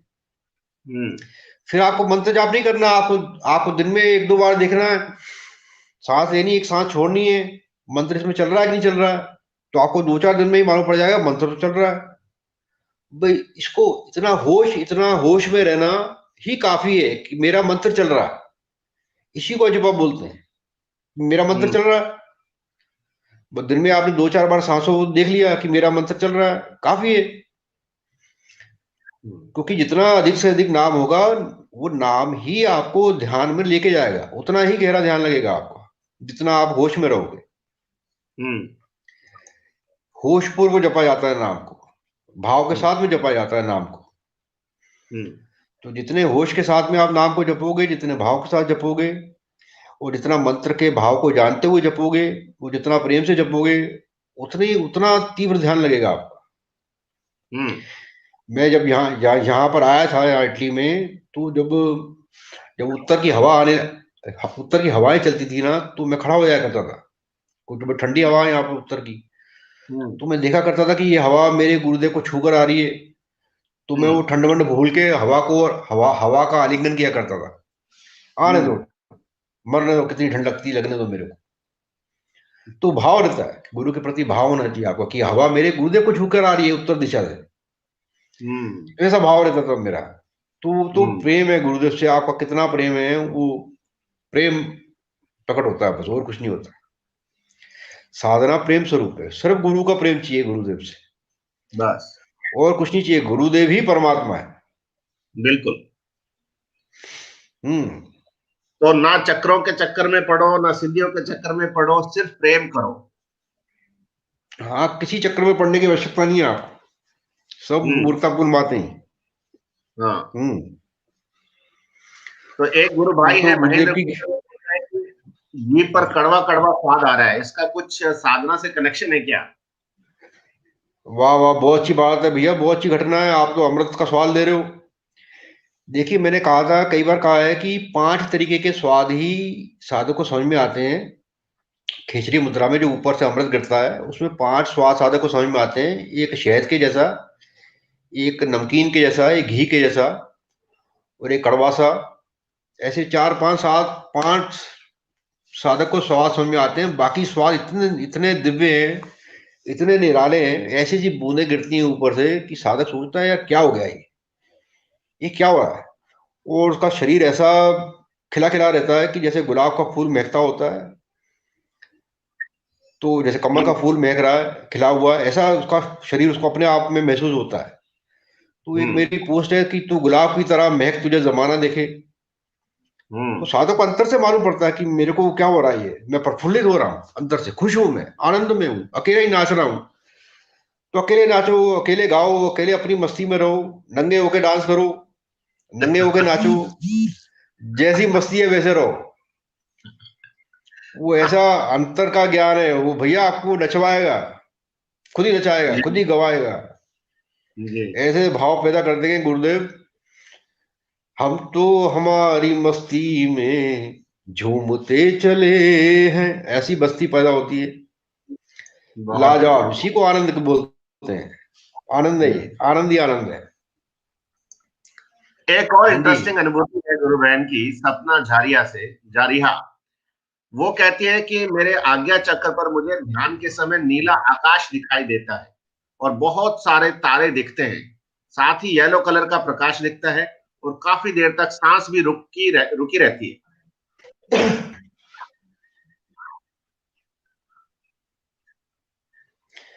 बहन जी की बड़ी उच्च स्थिति है, बड़ी ऊंची स्थिति है, तारामंडल की पोजीशन है इनकी, बहुत अच्छी घटना है। धीरे धीरे आपका मन शून्य हो जाएगा, अंतिम अंतिम अवस्था की ओर बढ़ रही है आपको। बहुत ऊंची स्टेज है ये, क्योंकि सूर्यमंडल, चंद्रमंडल, तारामंडल, उसके बाद चंद्रमंडल होता है। तो बड़ी ऊंची अवस्था है ये, इनको साधना करते रहिए, बहुत निकट है आप गुरुदेव के। आधे से भी ऊपर का रास्ता आपने तय कर लिया है। हालांकि सारा ऐसा किसी को बोल नहीं सकते कि आधा रास्ता है या पूरा रास्ता है, क्योंकि शक्ति को तो एक क्षण लगता है, उसको कोई लंबाई चौड़ाई नापने में देर नहीं लगती। गुरुदेव की लीला ऐसी है कि 1 सेकंड में वो करोड़ों ब्रह्मांडों को रच देती है। वो क्या कर देगी साधक को, किसी को भी कोई नहीं बोल सकते। तो कोई साधक की साधना में ना आगे होता है ना पीछे होता है। कभी किसी से मत बोलिए कि ये नया साधक है या पुराना साधक है, ऐसा कुछ नहीं होता, क्योंकि पिछले जन्मों की कमाइयां भी है, कंटिन्यूस आदमी के संस्कार है। कौन कब क्या कर देगा, ये लीला है गुरुदेव की, इसी को लीला बोलते हैं। तो ये बड़ी उच्च घटना है, करती रहिए आप। एक गुरु भाई ने पूछा जोधपुर से कि ज्योति प्रकट होना मतलब क्या, क्या है इसका मतलब, क्या है ज्योति प्रकट होने का मतलब? देखिए, मैं आपको कुछ बताऊंगा तो फिर आपकी यात्रा का मजा खत्म हो जाएगा। हाँ, इतना है कि ज्योति प्रकट होगी, ज्योति प्रकट होगी अंतर में, बिना बत्ती बिना तेल की। जैसे आप दिया जलाते हैं तो दिए में तो नीचे बत्ती भी है और दिया भी है, लेकिन जो अंदर की ज्योति है वो बिना बत्ती बिना तेल की है। वो जब वो प्रकट होगी तो फिर नजारा होगा, तो इसको देखने का एक दृश्य होगा, उसको देखने का एक एक आनंद होगा। उस ज्योति के पास से ही, उसके उसके अंदर से ही उसके रास्ते सारे बहुत सारे निकलते हैं, तो बहुत सारी ज्ञान विज्ञान आपका प्रकट होगा। तो जब वो ज्योति प्रकट होगी तो भी आपको प्रकट मालूम पड़ेगा। वो ज्योति अपने विस्तारित होगी, तो आपको यहाँ से यहाँ तक पूरा गोल्डन कलर का भुट्टा नजर आएगा, इतना बड़ा। वो सब नजारे आपको अंदर से मिलेंगे। हम्म। तो होने दीजिए, पकड़ होगी तो पकड़ होगी, क्या कर चमत्कार करती है वो देखिए आप। बस बहुत विलक्षण घटना है वो। हम्म। एक गुरु भाई है जेसी सागर, जो हिमाचल में रहते हैं। वो बोलते हैं कि मेरा कैंसर का तो रोग ठीक हो गया, पर मेरी 50 साल की सिगरेट पीने की आदत नहीं छूट रही है। महेश दत्ता जी से जरूर पूछे मेरा सवाल, बताएं सर। देखिए सर, आप बिल्कुल निश्चिंत रहिए कि गुरुदेव ने क्या छोड़ना है क्या पकड़ना है वो गुरुदेव जानते हैं। और सिगरेट आपको किस दिन छुड़वानी है, मेरे से नहीं छुड़वाई तो आपसे कैसे छुड़वाएंगे वो। नीचे लाने के लिए आपको, देखिए क्या होता है कि हमारी बॉडी में हमेशा रजोगुण सत्वगुण और तमोगुण काम करते हैं। साढ़े साढ़े 3 3 घंटे के लिए एक एक गुण काम करता है, और ऐसा कभी नहीं होता कि कोई गुण ना काम करे। कल आप त्रिगुणातीत हो जाएंगे, तीनों गुणों से पार भी चले जाएंगे, तो आपको उस पार की अवस्था तो समझ में आ जाएगी। लेकिन जब आप वापस आएंगे तो फिर तीनों गुण आप में आप क्रियाशील हो जाएंगे। तो भगवान अर्जुन को बोल रहे हैं गीता में कि हे अर्जुन, ये रजोगुण सत्वगुण और तमोगुण मुझ में है, मुझ में भी है, लेकिन मैं इनमें नहीं हूं। ये यही राज की बात है। हम्म। यही यही राज की बात आपको समझना है कि प्रकृति के ऊपर विजय कैसे होती है। प्रकृति के ऊपर कोई विजय नहीं पा सकता। हम्म। वो वो शिव की अर्धांगिनी है। लेकिन ये जो राज की बात है कि तीनों गुण मुझ में हैं लेकिन मैं उनमें नहीं हूं, यही हम्म। रहस्य है। जी। यही रहस्य है। वो ये रहस्य होने के बाद अगर आप नीचे आते हैं तो फिर आप शराब पिए, फिर आप सिगरेट पीजिए, फिर आप अंडा खाइए, फिर आप मीट खाइए, आपने कुछ खाया ही नहीं, हम्म। आपने कुछ पिया ही नहीं, क्योंकि आप तीनों गुणों से मुक्त हो चुके हैं।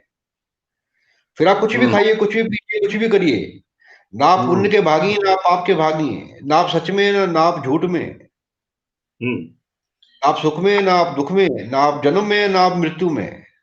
यही हम्म। पार्थिव अमृत, यही अब पार्थिव आप अमृत है। पार्थिव अमृत की बात की और अंडे की बात की पहले, तो एक गुरु भाई ने पूछा हाँ, कि सर, मैं अपने एक मित्र के साथ सिर्फ उसका साथ देने के लिए अंडे की दुकान पे गया, खाने नहीं, सिर्फ साथ देने के लिए। तो वहां खड़े खड़े मेरा शरीर हिलने लग गया, जबकि मैं अंडे खाता ही नहीं। हम्म।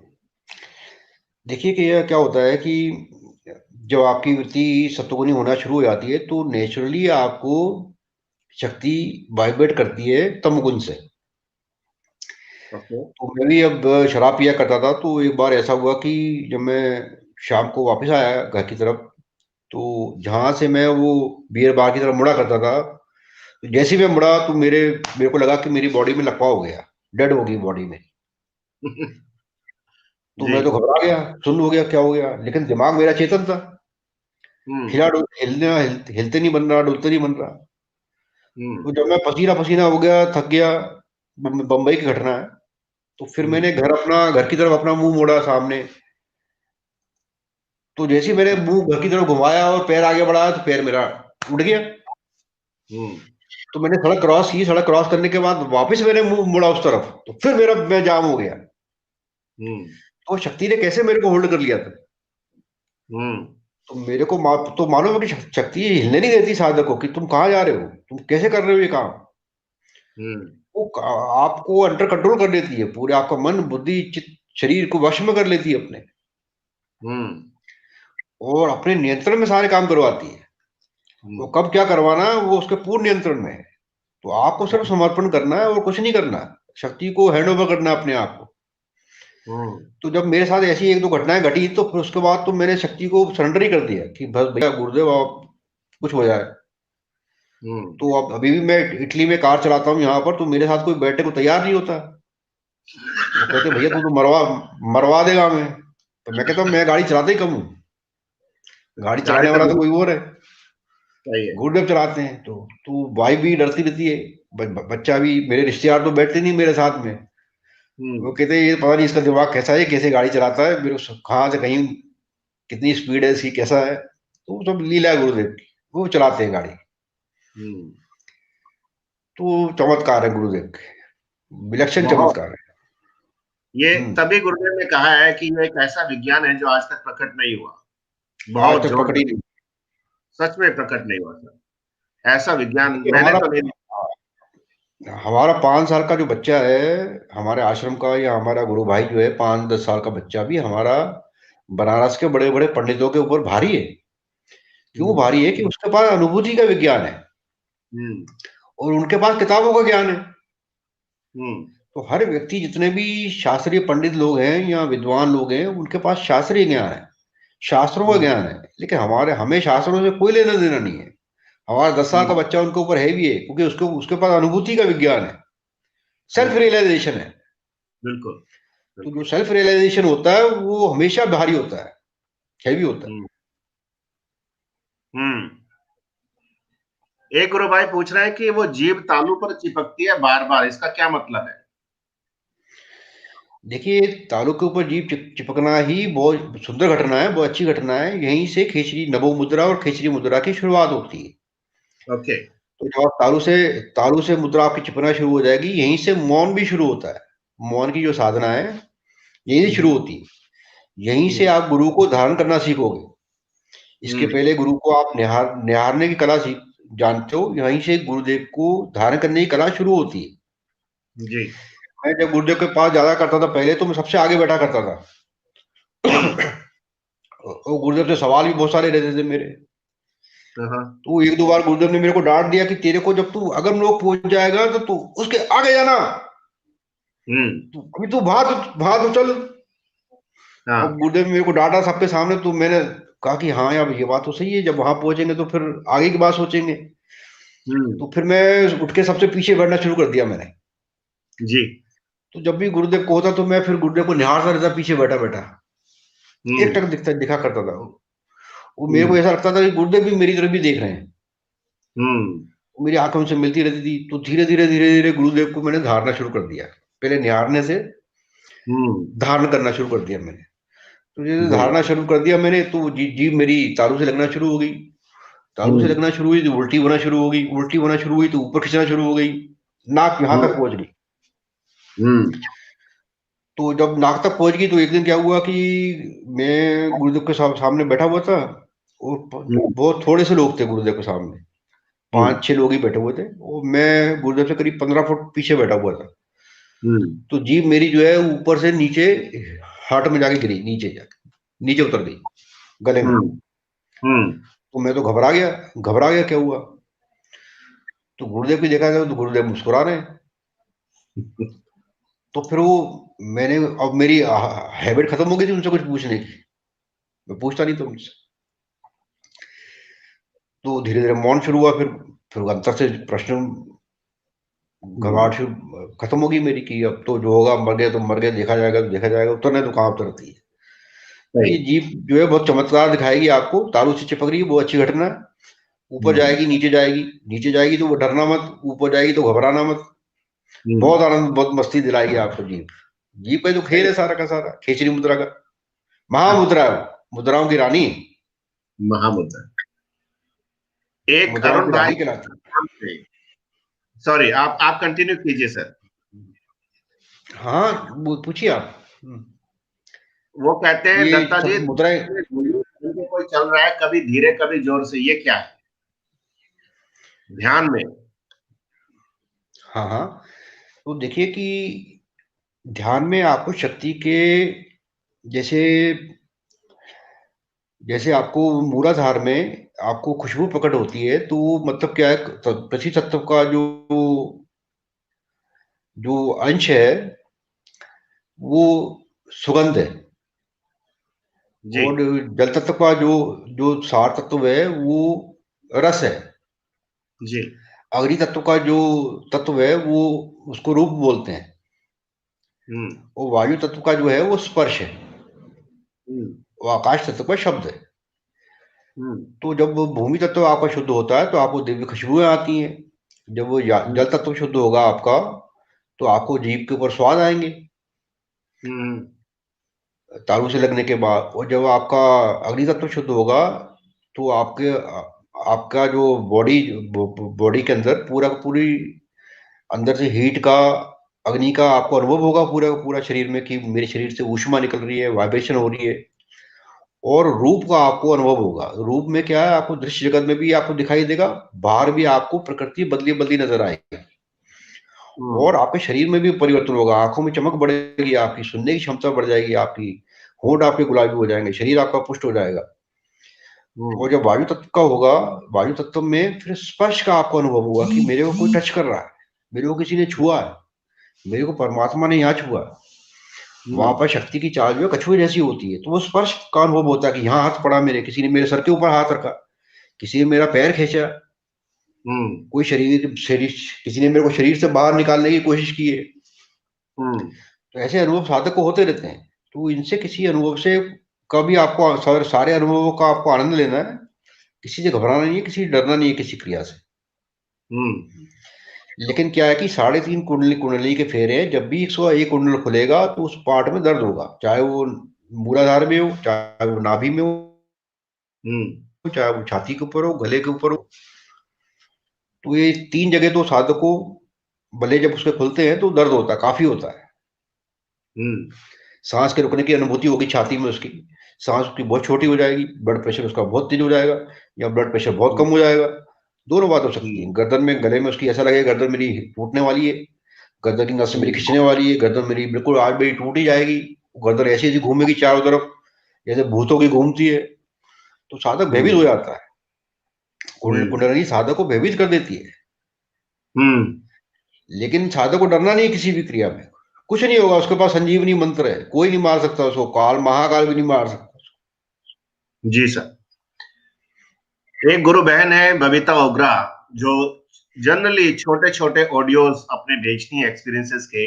आज उन्होंने एक छोटा सा सवाल पूछा है कि सर मेरे ध्यान में मैं खुद जोर जोर से बोलती हूँ, ऐसा क्यों होता है? देखिए कि कुछ जब भी आदमी कोई लाउड बोलता है तो उसका मतलब होता है कि उसकी कोई सुन नहीं रहा, साधारण भाषा में भी। तो जो मनोमय कोश में हमारे विकृतियां रहती हैं, तो जिनके मनोमय कोश में कुछ ना कुछ इन्फिनिटी कॉम्प्लेक्स रहता है, या किसी तरीके के ऐसे भाव रहते हैं, या भाव प्रकट होने वाले होते हैं, तो वो साधक ऐसे ऊंची आवाज में जोर जोर से चिल्लाते हैं। उससे क्या होता है कि उनकी समाज में जो उनका वार्तालाप होता है, या दूसरों से उनका जो व्यवहार होता है, उसमें बहुत तेजी से परिवर्तन आ जाता है, और वो बहुत जल्दी पॉजिटिव हो जाते हैं। तो बहुत अच्छी घटना है। चिल्लाइए आप जोर जोर से। मैंने तो कहा पहले ही, खुद ही नाचिए, खुद ही चिल्लाइए, खुद ही गाइए। शक्ति जो भाव प्रकट करती है वो प्रकट होने दीजिए शरीर में से। बात शक्ति है, सबकी जगत जननी है, सबकी माता है। बच्चे को कैसे नचाना है, कैसे खिलाना है, कैसे पिलाना है, कैसे सुनाना है, कैसे जगाना है, कब नहलाना है, कब धुलाना, सब मालूम है उसको। जी। आप हैंड ओवर हो जाइए उसके, समर्पण करिए उसको। 2 और छोटे छोटे प्रश्न है सर।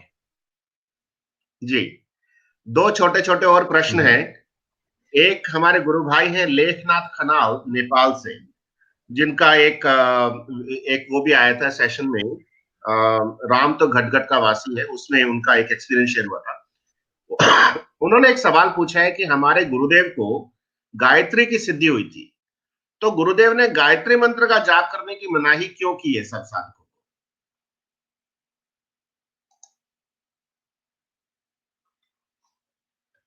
हेलो, क्या आप मुझे सुन पा रहे हैं सर? मुझे लगता है रिकनेक्ट हो रहा है, और फिर भी बहुत अच्छा गया। 378 लोग अभी देख रहे हैं, 388 लोग पहले देख रहे थे। शायद पहली बार ऐसा हुआ है कि इतनी बड़ी तादाद में इतने सारे लोग देख रहे हैं। सर वेलकम बैक, जय गुरुदेव। एक प्रश्न है, हमारे गुरु भाई है नेपाल से, उन्होंने ये कहा है कि गुरुदेव को गायत्री की सिद्धि हुई, तो वो गायत्री का मंत्र जाप करने के लिए क्यों मना करते हैं?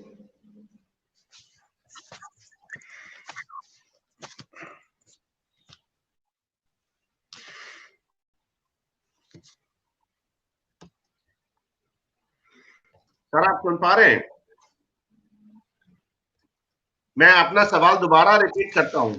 हाँ जी। गुरुदेव को गायत्री की सिद्धि हुई। हेलो, हाँ फिर से बोलिए।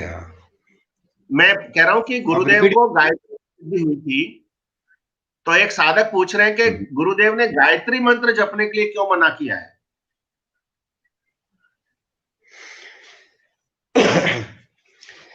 देखिए क्या है कि गायत्री मंत्र से गुरुदेव ने कहा कि मुझे क्या हासिल हुआ, गरीबी गरीबी पाई मैंने।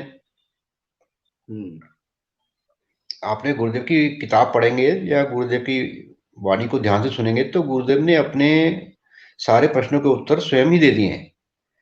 तो उन्होंने खुद ही कहा कि गायत्री मंत्र से, निराकार की सिद्धि से मुझे मुझे मेरा जो भौतिक जीवन था वो अस्त व्यस्त हो गया था, और जब कृष्ण की सिद्धि पाई तो ही मुझे समृद्धि आई। क्योंकि जब आपका आपका संसार से लेन देन ही खत्म हो जाएगा तो फिर आप किससे लोगे, किसको दोगे आप। तो कुछ संस्कार आपको छोड़ने पड़ते हैं, बचा के रखने पड़ते हैं संसार में विचरण करने के लिए। तो गुरुदेव को मालूम है, तो इसीलिए उनको दादा गुरुदेव ने जब उनको दीक्षा दी तो उनको सगुण साकार की दीक्षा दी। मतलब सगुण का मतलब है तीनों प्रकृति के अंदर, प्रकृति के अंदर जो आदि मानसिक देव है उसकी साधना करवाई उनसे। तो उसकी साधना करने का मतलब क्या है कि प्रकृति भी आपके वश में होगी, प्रकृति भी आपके कंट्रोल में रहेगी और परम तत्व भी आपके कंट्रोल में रहेगा। तो चूंकि गुरुदेव के पास दोनों सिद्धियां हो गई है तो उन्होंने दोनों सिद्धियों को जोड़ के एक ऐसी साधना, एक नया रास्ता डेवलप किया है जो विज्ञान आज तक प्रकट नहीं हुआ। तो गुरुदेव ने ऐसा विज्ञान प्रकट कर दिया है जो ऐसा विज्ञान आज तक प्रकट नहीं हुआ। बाकी साधनाओं में या तो भोग था या फिर मोक्ष था। इस साधना में भोग और मोक्ष दोनों साथ साथ चलते हैं, वो कोई उनमें आपस में द्वंद्व नहीं है। द्वंद्व हम पैदा करते हैं प्रकृति की तरफ से या परमात्मा की तरफ से, ऐसा कोई द्वंद्व नहीं है। सारे सारे द्वंद्व हमारे मन के हैं, हमारे स्वयं के, हमारे ही विकार है। ये शक्ति हमें कुछ रूपांतरित, अंदर से रूपांतरित करती है, तो कुछ रूपांतरण हमें बाहर से अपने आप करना है, लेकिन हम उसके लिए तैयार नहीं। जी, एक सोचते हमने गुरुदेव को ठेका दे दिया। हाँ, आप जारी रखिए, जारी रखिए। हाँ पूछिए, आप प्रश्न पूछिए, प्रश्न ज्यादा बेटर है। हाँ, तो वो एक गुरु बहन कहती है, सर प्लीज आंसर, मुझे बहुत डर लगता है गुरुदेव से, अकेले में ना मंत्र जाप होता है ना उनको देख पाती। हाँ हाँ, देखिए क्या है कि जब देखिए क्या होता है कि जब वो हमारे स्कूल के प्रिंसिपल, जब हम छोटे थे तो हमारे प्रिंसिपल आया करते तो हम कांप जाया करते थे, डर लगता था प्रिंसिपल से, जबकि हमें अपने टीचर से डर नहीं लगता था। तो स्वाभाविक रूप से जब हमें मालूम पड़ता है कि कोई सार्वभौमिक सत्ता हमारे सामने बैठी है या ये परम शक्तिशाली है, तो ऐसा कोई डर का भाव आना स्वाभाविक है। और स्त्रियों के मन में तो ऐसा भाव आते ही रहते हैं, हमेशा डर की कामना कहीं ना कहीं उनके मन में उठती रहती है। हर चक्र के ऊपर डर का जो विज्ञान है उनमें उठता रहता है स्त्रियों में। क्योंकि स्त्रियों की जो साधना है बेसिकली लेडीज की साधना है, वो भाव प्रधान होती है और हृदय चक्र की होती है, और नाभि चक्र में ही सारा भय रहता है। इसलिए औरतों का नाभि चक्र हमेशा सबसे ज्यादा अस्त व्यस्त रहता है। तो निश्चित होकर आप प्रेम से साधना करते जाइए, वो अंतर से प्रेम अपने आप ही प्रकट होगा जब शक्ति आपके गले में पहुंच जाएगी। कोई परेशानी की बात नहीं, आप प्रेम से साधना करिए, मंत्र जाप करते रहिए, गुरुदेव पर नियमित ध्यान करिए, थोड़ा समय धैर्य के साथ में साधना करिए। कुछ समय में अपने आप ही अंतर से ऐसा प्रेम प्रकट होगा कि आपकी आंखों से आंसू बहेंगे, अपने आप ही हृदय रोएगा आपका। और जब हृदय से लहरें उठेंगी और आंखों से आंसू बरसेंगे, तो ऐसा प्रेम प्रकट हुआ गुरुदेव से कि कोई सोच भी नहीं सकता। प्रेम से साधना करिए, निश्चिंत रहिए, खुश रहिए।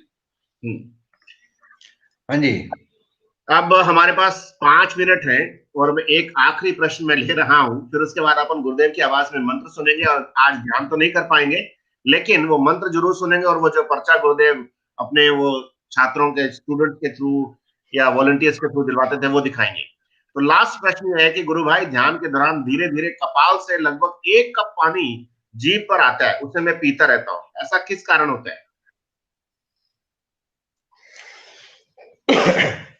देखिए भैया, यही तो अमृत है, और आप अमृत पी रहे हो, कितनी विलक्षण बात है। गगन मंडल में ऊदा कुआं, गुरु गोरखनाथ जी बोल रहे हैं, गगन मंडल में ऊदा कुआं ता अमृत का वासा, सगुरा हुई सो भरी भरी पीवे निगुरा जाए प्यासा। जी, तो पहले भी ये रस जो है हमारे हमारे शरीर में रोज गिर रहा है, रोज गिरता है, रोज गिर रहा है। वो रोज गिर रहा है, यहाँ से रस गिर रहा है, और नीचे जो नाभि में बैठे हुए सूर्यदेव हैं वो उसको पी रहे हैं, और साधक जो है मृत्यु की ओर जा रहा है। लेकिन जब साधक जीव के द्वारा इसका पान करता है खेसरी मुद्रा के द्वारा, तो साधक को यही रस उसको अमरता की ओर लेकर जाएगा, पार्थिव अमृत की ओर लेकर जाएगा। यही रस है जो आपको पार्थिव अमृत की ओर लेकर जाएगा। बहुत बढ़िया। तो ये रस को आप पीजिए। ये रस जब आपकी पूरी बॉडी में जाएगा, ये बॉडी के नस नस में जाएगा, इतना प्रफुल्लित कर देगा आपको, इतना आनंदित कर देगा आपको, आपके सोचने की, समझने की, लिखने की, बोलने की, चालने की, हर क्रिया जो है, हर क्रिया रूपांतरित हो जाएगी। आप बिल्कुल ही रूपांतरित हो जाओगे। आपका सोचना, बैठना, उठना, खाना पीना, चलना फिरना, घूमना फिरना सब बदल जाएगा।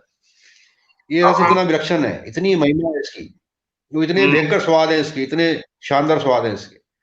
तो भर भर के पीजिए आप। और मेरा वो भजन है ना, आपने सुना होगा, मैंने कई बार लिखा, गुरुदेव ने भर भर के प्याला अमृत सुधा पिलाइए। तो भैया गुरुदेव तो भर भर के पिलाते हैं अमृत प्याला। तो यही अमृत जो है एक दूसरे से दूसरे के हृदय तक पहुंचेगा। पूरी जीव ऐसी बनी रहती है कटोरे की मुद्रा में, और पूरी भर जाती है, तब आप पीते हो उसको। जी सर। तो भर भर के प्याला पिलाते हैं गुरुदेव। बड़ी विलक्षण घटना है। आप आराम, बड़े भाग्यशाली हैं आप। गुरुदेव की कृपा आपके ऊपर, असीम कृपा है। आनंद मनाइए। बहुत बढ़िया सर। अब अपन गुरुदेव का वो वीडियो सुनते हैं जिसमें उन्होंने वो दीक्षा का मंत्र दिया है और साथ में कुछ हिदायत भी दी है। आज करीब 400 लोगों ने एक साथ देखा है, तो सब लोगों को बहुत बहुत जय गुरुदेव। मैं तो मतलब एड्रेस भी नहीं कर पाया ठीक से, लेकिन अब अपन वो मंत्र सुनेंगे और उसके बाद सब लोग जहां बैठे हैं वहीं से जय गुरुदेव बोल करके अपने अपने काम में लग जाएंगे। आज ध्यान नहीं कर पाएंगे हम लोग। जी सर। तो अब वो आपको मैं मंत्र बता दूं। अच्छा, उसकी सीडी भी है एक 30 जुलाई की बनी हुई, उसमें वो मंत्र मैंने ओपन कर दिया है, इसलिए वो सीडी दिखा करके आप वो सारी दुनिया में उसका प्रचार करो, ज्यादा से ज्यादा सीडी लोगों को दो। अब मैं मंत्र बता दूं। बीज मंत्र है के आधा लय में मिला हुआ और बड़ी की मात्रा ऊपर बिंदी, उसको बोलते हैं क्लिंग।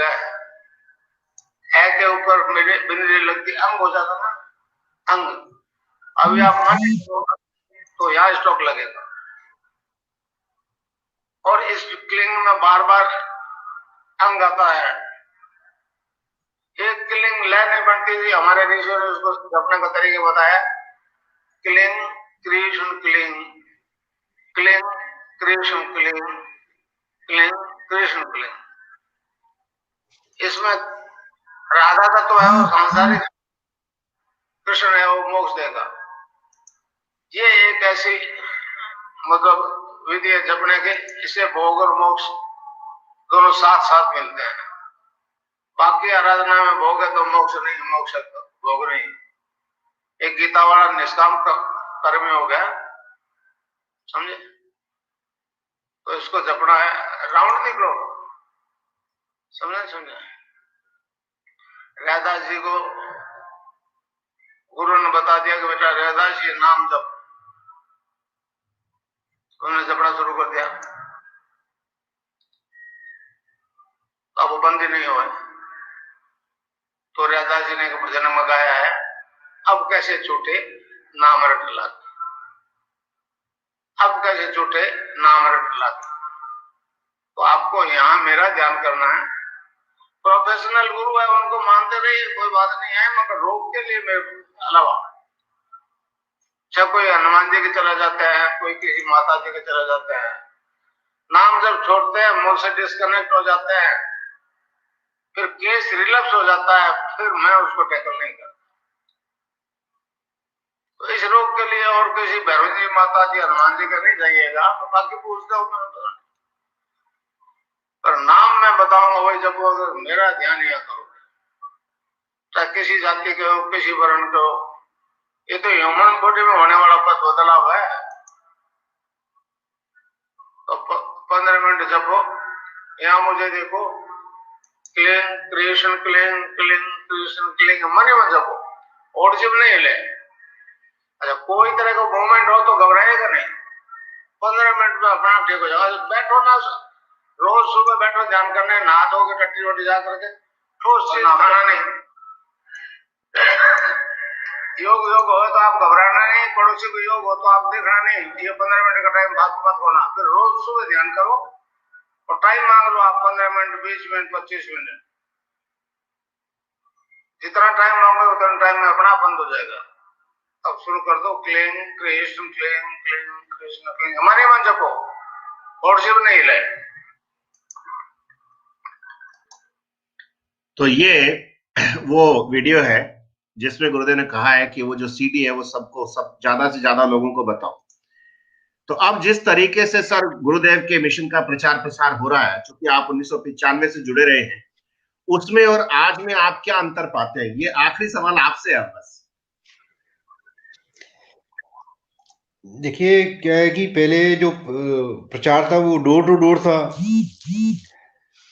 तो वो हमने इटली में आके भी वैसे ही किया था। तो यहाँ पर भी मैंने बंद कर दिया कि लोग तो मेरे पैर पकड़ना शुरू कर देते हैं, तो मैंने यहाँ पे बंद कर दिया बिल्कुल ही।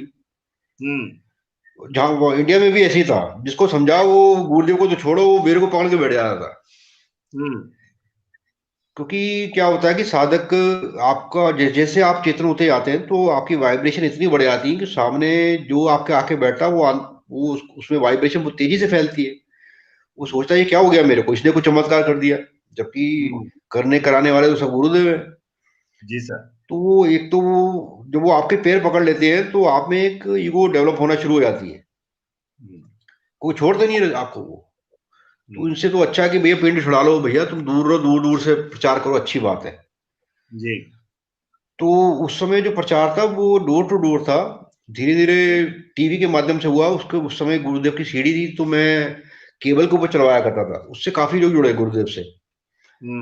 तो केबल देख देख के लोग आया करते थे। तो फिर टीवी के ऊपर आना शुरू हुआ, उससे भी काफी लोग जुड़े।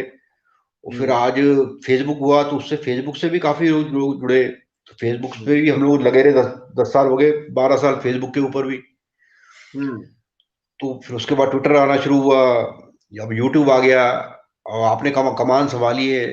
वो राजशिव जी आ गए, दूसरे गुरु भाई आ गए, अरुण महाराज जी हैं, विकी राज पुरोहित था साथ में, पहले योगेश शर्मा जी थे, राकेश जोगी थे, राकेश कुमार अग्रवाल जी थे। तो सब गुरु भाई जो है अपने अपने प्रयास से, अपने अपनी योग्यता के अनुसार सारे गुरु भाई जो है बहुत अच्छा काम कर रहे हैं, वो बढ़िया काम कर रहे हैं। और बाकी करने कराने वाले तो गुरुदेव में, हम तो कह नहीं सकते कि प्रचार अच्छा है या बुरा है या कैसा है, ये तो गुरुदेव की लीला है। तो हम तो उनकी लीला देख रहे हैं कि क्योंकि करना सब उनको है, कैसे करना वो भी उनको मालूम है, और जिस दिन कब खत्म होगा ये भी उनको मालूम है, और कौन कौन उसमें उनके यंत्र बनेंगे ये भी उनको मालूम है। तो इस विषय में इतना मंथन नहीं करना, हमें अपना सिर्फ उतना कर्म करना जितना गुरुदेव ने हमें दिया है, और जितना उन्होंने हमें आदेश दिया है कि उतना समय स्पेंड करिए जितना आपका व्यवहारिक जीवन अस्त व्यस्त ना हो, आपका संसार अस्त व्यस्त ना हो, उतना समय आप निकालिए, उतने समय में आप प्रचार करिए, उतने समय का हमें अपना भरपूर उपयोग करना है। बिल्कुल सर, इतनी सी बात है। बहुत शुक्रिया। अब मैं वो पर्चा दिखा देता हूँ जो गुरुदेव दिया करते थे। ये वो पर्चा है जो ध्यान शुरू करवाने से पहले वो कहते थे, छोरे छोरी पर्चा बांट देंगे। तो अगर किसी को इसकी सॉफ्ट कॉपी चाहिए तो आप कांटेक्ट कर सकते हैं।